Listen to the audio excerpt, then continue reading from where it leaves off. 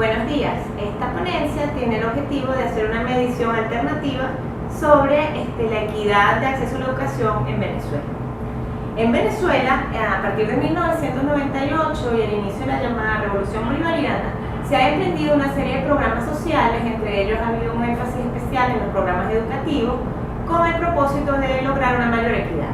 Entre esos programas están los más importantes, las escuelas bolivarianas, que pretenden ser escuelas integrales, de turno del día completo, donde se le brinda al estudiante ayuda económica, nutricional, etc.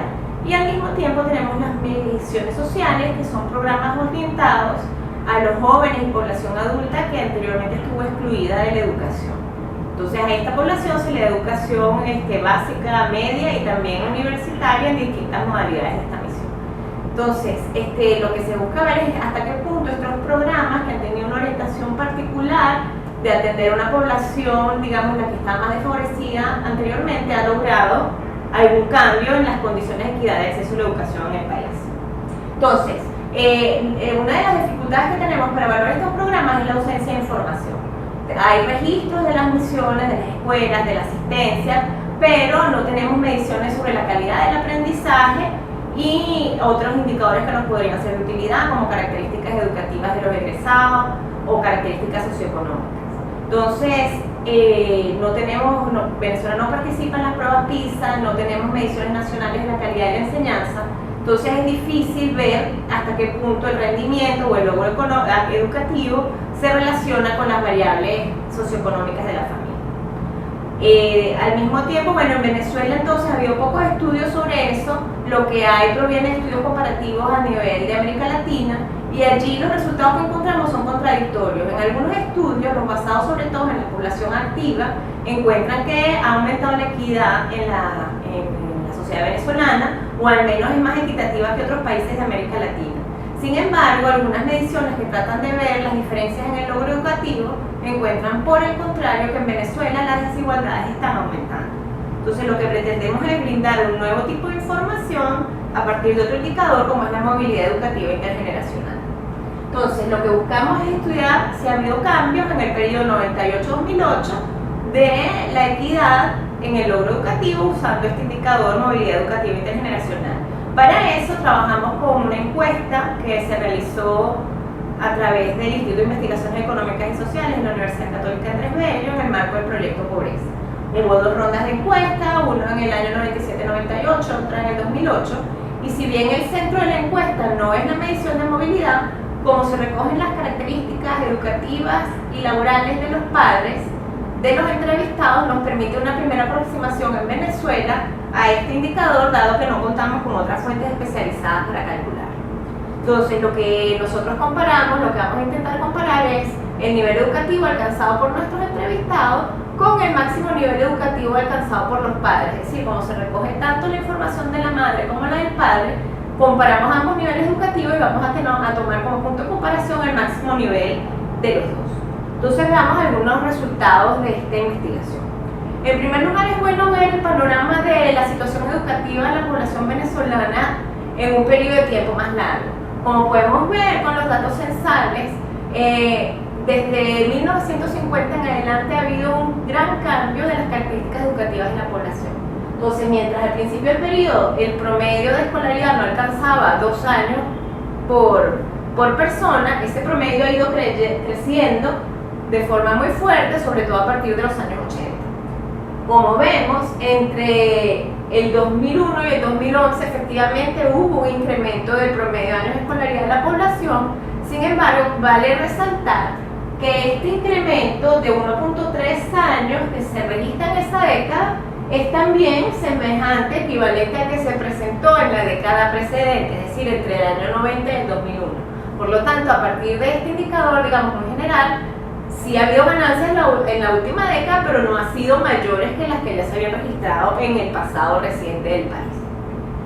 Entonces, si vemos estos cambios educativos ya a partir de nuestras encuestas del proyecto Pobreza, vemos que efectivamente en ese periodo 98-2008 disminuyó la población que no tenía, digamos, ningún nivel educativo y aumentó la población con educación media y educación universitaria.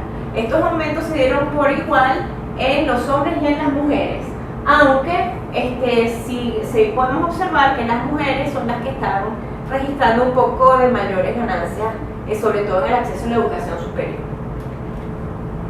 Si vemos otras variables que podrían estar afectando digamos, la desigualdad de oportunidades en el acceso a la educación, otra de las importantes es el tamaño del centro poblado. Varios estudios hechos en América Latina y también en Venezuela han mostrado que en las áreas urbanas, en las ciudades más grandes, suele concentrarse una oferta educativa mayor.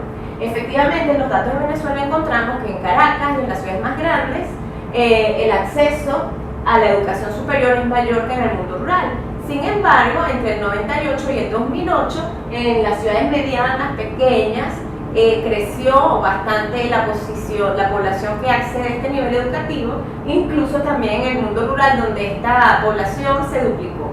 Por lo tanto, podemos ver que asociada a esta variable han disminuido las desigualdades, aun cuando, por supuesto, Caracas y las ciudades más grandes siguen manteniendo algo de ventaja.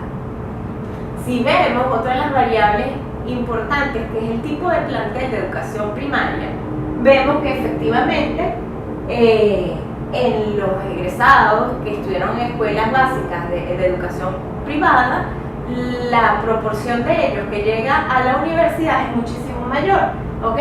Mientras en 2008 es casi 50% de los que estudiaron un plantel privado los que llegan a la universidad, esa proporción en quienes vienen de planteles públicos es un poco más de 20%.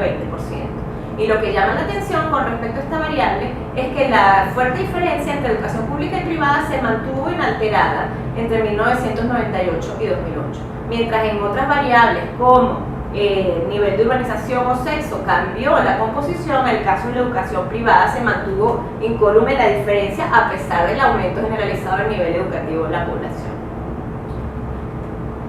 Entonces, Entonces, bueno, comparando ya el nivel educativo alcanzado por los entrevistados con el nivel educativo alcanzado por sus padres y hacer esto para distintos grupos de población, es decir, para el total de la población, las mujeres, los hombres, en los distintos niveles de urbanización, etc., encontramos estas tasas de movilidad educativa intergeneracional. Entonces vemos que la movilidad en general aumentó entre 1998 y 2008, la movilidad ascendente, que es la que se refleja en esta tabla. Entonces, mientras en el 98 la movilidad total era 43,5%, ahora en el segundo valor es 46,7%. Ahora, si vemos en los distintos grupos de población, podemos ver dónde se registró mayor movilidad ascendente y dónde no hubo menos cambio. Entonces vemos que en el caso de los hombres, la movilidad ascendente se mantuvo más o menos igual en las dos encuestas. En cambio, en las mujeres aumentó la movilidad educativa ascendente. Si vemos el caso del nivel de urbanización, la movilidad ascendente en Caracas disminuyó del 46% a 44% y también disminuyó en las ciudades grandes y es en las ciudades medianas, pequeñas y en el área rural donde se dio un mayor incremento de esta tasa. Si vemos en el caso de la educación pública y privada, también es la educación privada donde se registra el mayor incremento de la movilidad ascendente. Entonces, finalmente, para ver cuáles de estas variables son las que explican más el logro educativo, lo que hicimos fue un modelo de regresión logística, donde lo que se busca explicar es el acceso a la educación superior y ver qué tanto ese acceso está explicado por las variables que hemos considerado: nivel educativo de los padres, nivel de urbanización y tipo de plantel. Entonces, lo que nos muestran los indicadores es que todas estas variables pierden peso en el modelo del año 2008. Si el coeficiente, por ejemplo, de padre analfabeto era menos 1.4 en el 98, disminuye casi a la mitad en el siguiente modelo. Entonces, eso ocurre con todas las variables consideradas en el modelo, salvo con la educación privada, ¿ok? Vemos que los planteles públicos en el modelo del 98 tienen menor probabilidad que las de los planteles privados en acceder a la educación superior.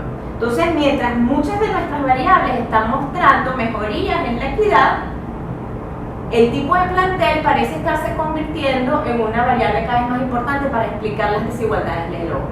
Si bien en un estudio precedente habíamos asociado la educación privada con el mantenimiento de las clases altas en las altas ocupaciones, en los altos niveles educativos, parece que cada vez más es la educación privada la que se va a convertir en el canal de ascenso social.